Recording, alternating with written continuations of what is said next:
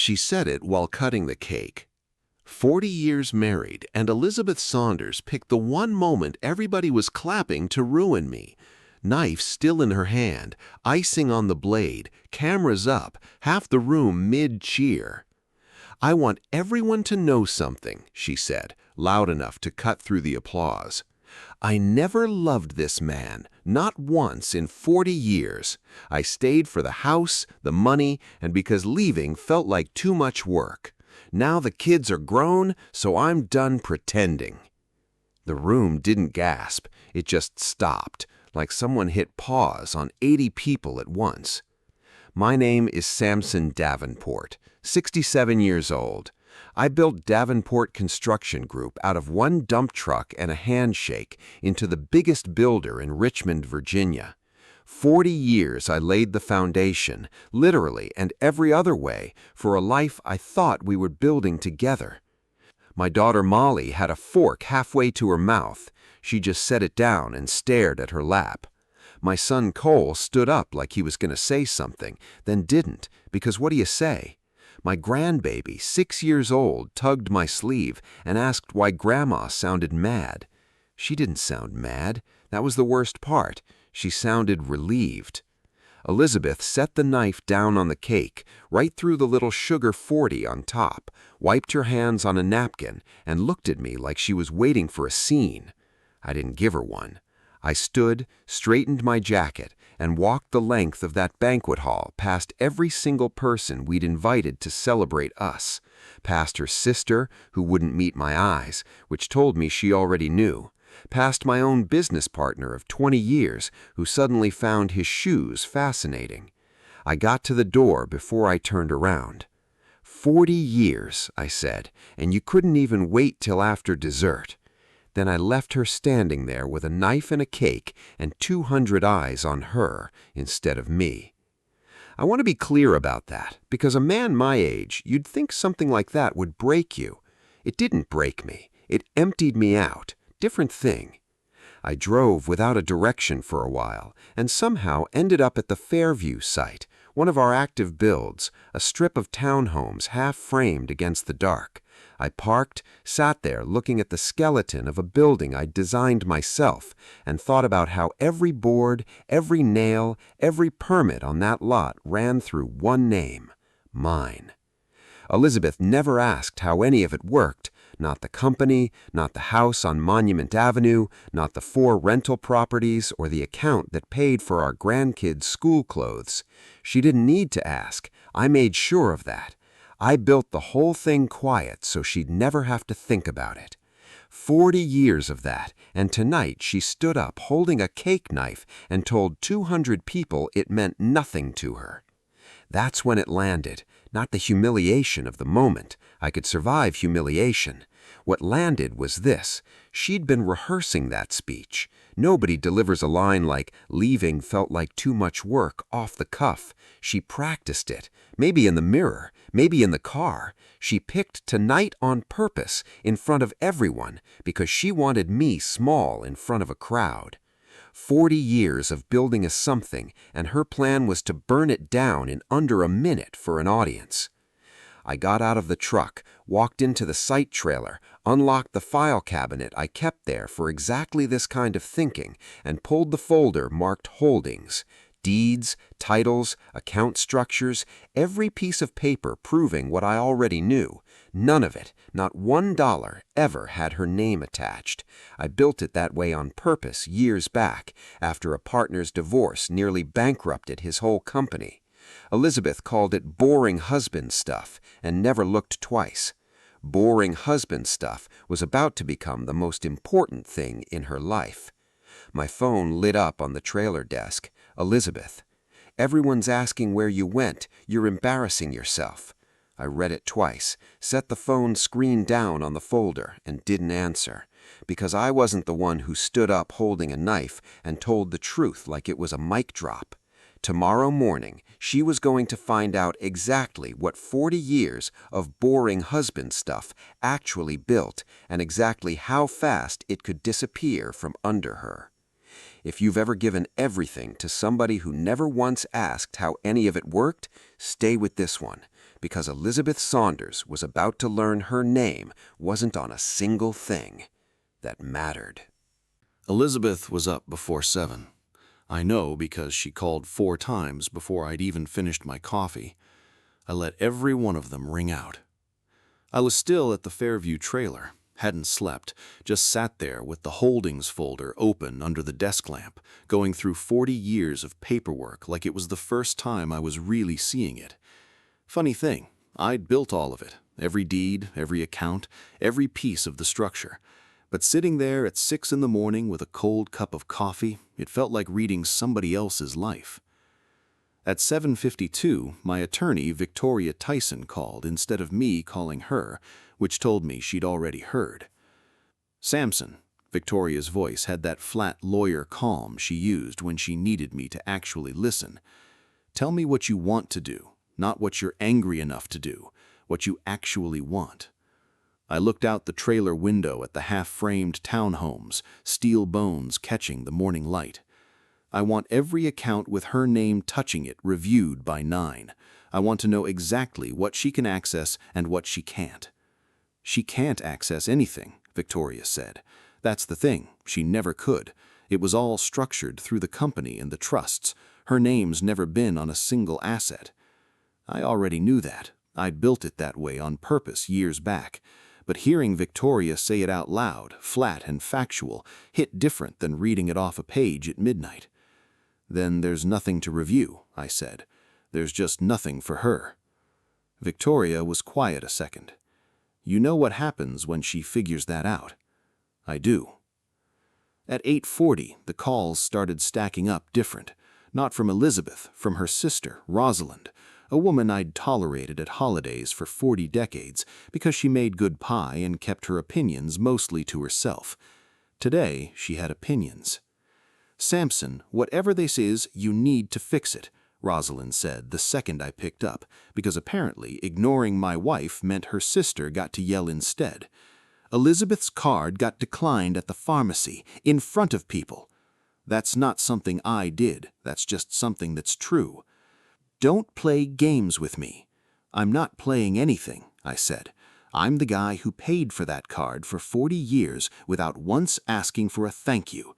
Turns out I didn't need to ask, I just needed to stop. Rosalind hung up on me. First time in 20 years she didn't get the last word, and I could tell that bothered her more than the actual problem.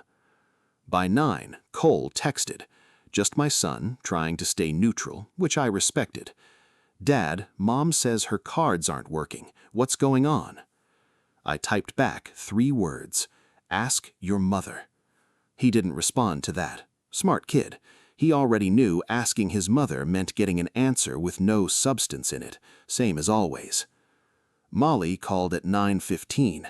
I answered hers. She'd earned that much. She was the one who set her fork down last night, instead of making a scene of her own. Dad, I'm not calling to fight you, she said first, before I could even say hello. I just need to understand what's happening. Your mother stood up at her own anniversary and told 200 people 40 years meant nothing to her. What's happening is I believed her. Silence on the line. Then quieter. Her cards are declined. The alarm system won't let her code in. She says even the car won't start with her fob. That last one caught me off guard, and I'll admit I almost smiled, because that wasn't me. I hadn't touched the vehicle system. Victoria hadn't either. We'd only started on financial accounts that morning, which meant something else was going on, something I hadn't ordered.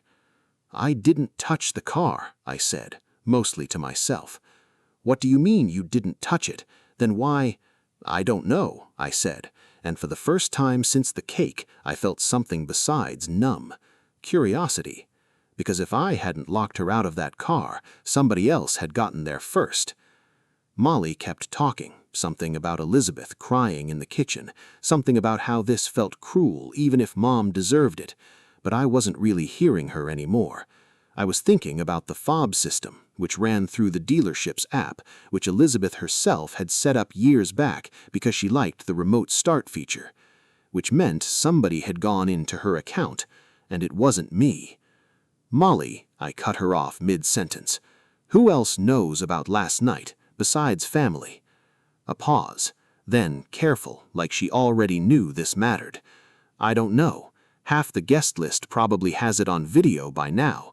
Somebody posted a clip already, Dad. It's got like 4,000 views. I sat with that for a second. My wife's confession, public, spreading, out of my hands entirely. Dad, are you still there? I was staring at my phone, at a notification I hadn't clicked yet. An email, time-stamped 8:47 that morning, from an address I didn't recognize. Subject line, "You should see this before she does." "I'll call you back," I said, and hung up before she could argue. I opened the email, and whatever I expected sitting in that trailer, it wasn't the name attached to what came next. The email was short. No greeting, no signature, just a name that made my stomach drop before I even opened the attachment. Zane Stanley has been messaging your wife for 2 years. Thought you should know before the lawyers make this messier than it needs to be. A friend. Zane Stanley.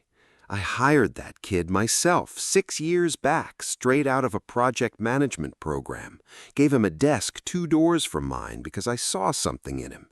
Taught him how to read a blueprint, how to talk to a subcontractor without getting walked over, how to close a deal without giving away the whole farm. Made him site supervisor on 3 of our biggest builds. Trusted him with keys to buildings worth more than his entire salary combined. I opened the attachment. Screenshots, dozens of them, texts going back 2 years, easy to verify by the timestamps, easy to verify by a tone I recognized immediately because it was Elizabeth's tone, the one she used with me back before she stopped bothering. Miss you already. This weekend felt too short. He still doesn't suspect anything. He never does. He's too busy with the company to notice me. That last one sat in my chest like a dropped beam. Too busy with the company. Like the company wasn't the thing paying for the house she lived in, the car she drove, the vacations she took while telling me she needed time with her sister. I built that company so she'd never have to worry about anything, and she spent 2 years calling it the reason I didn't notice her stepping out. I sat in that trailer a long time, just looking at Zane's name on my phone contacts. Site supervisor, Fairview project. I texted him not 4 days ago about a permit delay. He'd responded fast, professional, called me boss like he always did. Boss. I picked up the phone and called Victoria instead of him. She answered on the first ring this time. I need everything on Zane Stanley, I said. Every account he's touched, every project he's on, every dollar that's gone through him in the last 2 years. Samson, what happened? He's been sleeping with my wife, I said, flat, because saying it any other way would have cracked something I needed to keep steady. 2 years, while running my Fairview site, while I taught him everything he knows. Victoria didn't gasp, didn't offer sympathy, which is exactly why I kept her as my attorney for 15 years. Okay, then we're not just talking about a marriage anymore. We're talking about a company liability. I want full financials on every project he's touched by end of day. Do it. I hung up and sat there, and for the first time since the cake, I wasn't thinking about Elizabeth at all. I was thinking about every blueprint Zane had signed off on, every material order, every check he'd been trusted to authorize under my name. 2 years of trusting a man who was laughing at me in bed with my wife. My phone buzzed. Zane. Hey, boss, you good? Heard something happened at the anniversary dinner. Let me know if you need anything. I read that message 4 times, the nerve of it, not even a flicker of guilt in the wording, smooth as every blueprint he ever signed. I typed back 1 line, come by the Fairview trailer, now. 3 dots appeared, disappeared, appeared again. Finally, on my way. I set the phone down and looked around that trailer, a building I'd put up with my own hands 20 years ago, the same kind of structure Zane had been supervising while stepping into my house on the nights I worked late, trusting him to hold down the site. 12 minutes later, headlights swung into the lot. I watched him park, watched him walk toward the trailer door with that easy confidence I used to respect, the one I'd once told Molly reminded me of myself at that age. He knocked twice, opened the door before I answered. "Boss," he said, stepping in, "what's going on? Everybody saying—" He stopped mid-sentence, because I had my laptop turned around on the desk, screenshots open full screen, his own words staring at him back in his own handwriting practically, 2 years of it laid out under the trailer light. His face didn't just fall, it emptied out, same as mine had the night before. "Sit down, Zane," I said quietly. "We're going to talk about your last day." He didn't move, just stood there in the doorway, half in, half out, like a man realizing the ground he'd been standing on was never his to begin with. "Boss, I can explain." "You can, but not to me, not anymore." Zane stood in that trailer doorway for a long time before he finally stepped in and sat down, the same chair he used to sit in when we reviewed change orders together. Funny how a chair doesn't care who's sitting in it. "Boss, it wasn't planned," he started. It happened." 2 years doesn't just happen," I said. 2 years is a decision you made every single day and kept making." He didn't argue that, just looked at his hands. "Here's what's going to happen," I said. "You're going to hand me your site keys, your company card, and your badge right now. Payroll will process your final check through the end of this pay period. Victoria's already pulling every project you've touched, so if there's anything in those numbers that doesn't add up, you and I are going to have a very different conversation, one with lawyers in the room instead of just me." "You're firing me over this? This is personal, not—" "It stopped being personal the minute you used company time and a company truck to drive to my house. I checked the GPS logs while you were on your way here. Took me 4 minutes. That landed. His jaw tightened, and for the first time since he walked in, he didn't have a smooth answer ready. He put the keys on the desk. The next. Sat there a second like he wanted to say something else, then thought better of it and walked out into the morning without another word. I watched his taillights leave the lot and felt exactly nothing. That scared me a little, how empty it was, but empty was better than the alternative. My phone rang before the dust from his truck settled. Elizabeth. I almost didn't answer. Then I did, because I wanted to hear what she sounded like now that the world had started closing in around her. Samson. Her voice was different, thinner. "I don't understand what's happening. My cards, the car. Now Rosalind says you fired someone from the company. What does that have to do with—" "Zane Stanley," I said. The silence on the other end lasted so long I checked to see if the call dropped. "I don't know what you're talking about," she finally said, but her voice cracked on the last word, and 40 years of marriage taught me exactly what that crack meant.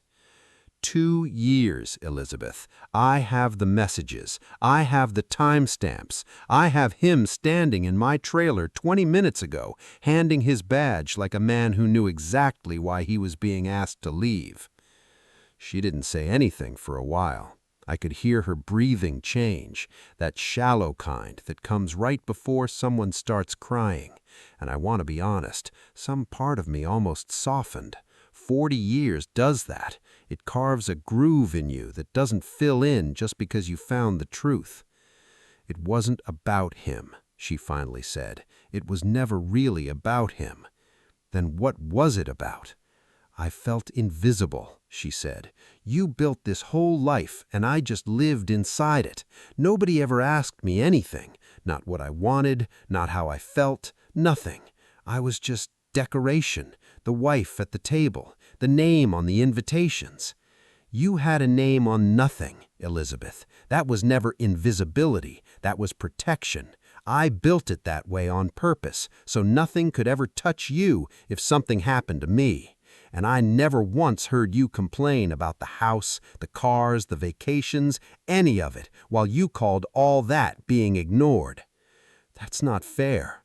No, I said. What's not fair is standing up at your own anniversary with a knife in your hand and humiliating me in front of 200 people because you'd already decided the marriage was over months ago and just wanted an audience for it. She started crying then, quiet at first, then not quiet at all. And here's the thing about 40 years. Some part of you still can't listen to that sound without your chest tightening, even when you know exactly why she's crying and exactly whose fault it is. I let her cry, didn't fill the silence, didn't comfort her. "What happens now?" she finally asked, voice wrecked. "I don't know yet," I said, honestly. "But I know it doesn't happen with you living in a house you never once asked how you were allowed to live in." "You're throwing me out?"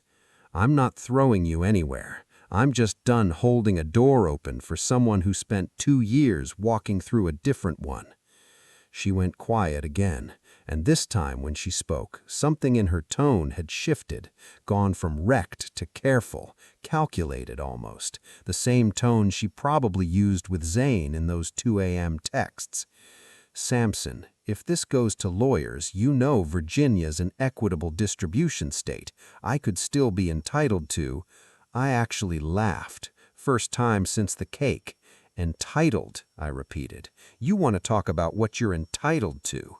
You're still my wife." "For now," I said. "But Elizabeth, there's something you don't know yet, something Victoria found this morning while she was pulling those financials on Zane." I could hear her go still on the other end, that particular kind of stillness that comes right before somebody's world tilts a second time in 2 days. "What," she said slowly, "is that supposed to mean?" I looked out the trailer window at the Fairview site, steel bones catching the noon light, and thought about how to say the next part. "It means Zane wasn't just careless with my wife, he was careless with my money too. And guess whose signature is sitting right next to his on half those transactions?" The silence on the phone stretched so long I thought she'd hung up. "What are you talking about?" Elizabeth finally said. "My signature? I don't sign anything for the company. I never have." "That's what I thought too," I said, until Victoria pulled the authorization logs this morning. 4 transfers over the last 8 months, small enough not to trip any alarms on their own, big enough to matter once you add them up. Every one of them routed through a joint access code on the Fairview supply account. I don't even know that account exists. "Neither did I said, which is the problem, because the access code used on all 4 transfers was your birthday, followed by the last 4 of your phone number." She didn't say anything to that. She didn't have to. I'd used that same code to unlock her phone 100 times over the years when she forgot her passcode. So had Zane, apparently, except he used it for something else. He set it up using your information.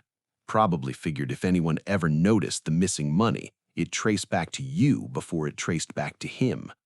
The man was covering his own theft with my wife's name. That's who you were sneaking around with for 2 years. I heard her sit down somewhere on the other end, the sound of a chair scraping across a kitchen floor I used to eat breakfast in every morning for 40 years. "I didn't know," she said, quiet now, no calculation left in it. "Samson, I swear I didn't know about any of that." "I believe you," I said, and meant it. "Doesn't change what it costs you, though. Victoria's already looped in the bank's fraud division. Your name's attached to those transfers whether you knew or not. That's not something I control anymore. That's just what happens when you let somebody else use you without asking what they were using you for." She was crying again, but different this time. Not performance, not calculation, just a woman finally understanding the actual size of the hole she'd stepped into. "Is there anything I can do?" she asked. "Not with me," I said. "Not today. Victoria's going to walk you through the fraud side, separate from the divorce, because those are two different messes, and I'm not cleaning either one of them up for you."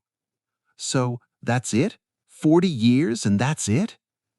I looked out at the Fairview site one more time, at the framework I'd built with my own two hands before I ever had a company big enough to hire men like Zane Stanley. 40 years was real to me. I built every single thing I built because I thought we were building it together. Turns out, I was building it alone and just didn't know it yet.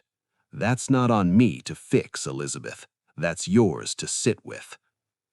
"I'm sorry," she said, and for the first time in 2 days, it didn't sound rehearsed. It sounded like a woman finally run out of better things to say.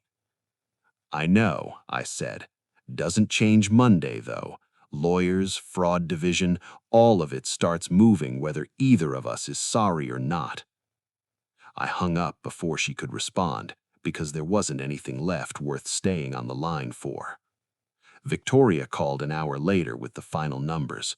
Zane had moved just under $60,000 over 8 months, all of it traceable, all of it recoverable through insurance and the bonding company. None of it something I'd lose sleep over. Money replaces.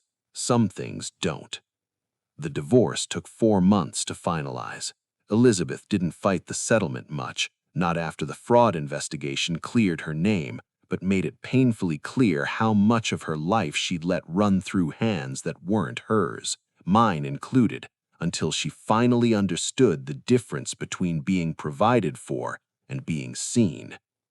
Zane got charged. Grand larceny, breach of fiduciary duty, the whole list. Last I heard, he took a plea deal and moved out of Richmond entirely. Good. I never wanted to see that face in a hard hat again.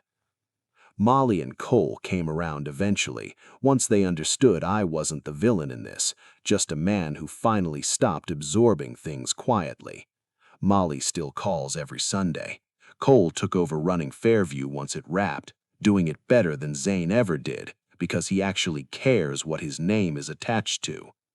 As for me, I still go out to that trailer some mornings, even now, just to sit and look at whatever we're building, because that's the one thing that never lied to me. Steel doesn't cheat. Concrete doesn't pretend. You put the work in, it holds. Simple as that. 40 years taught me that love isn't the house you build or the money you hide behind quiet generosity. It's whether the person standing next to you actually sees what you're carrying or just assumes it'll always be there. I know the difference now. Cost me everything to learn it, but I know it.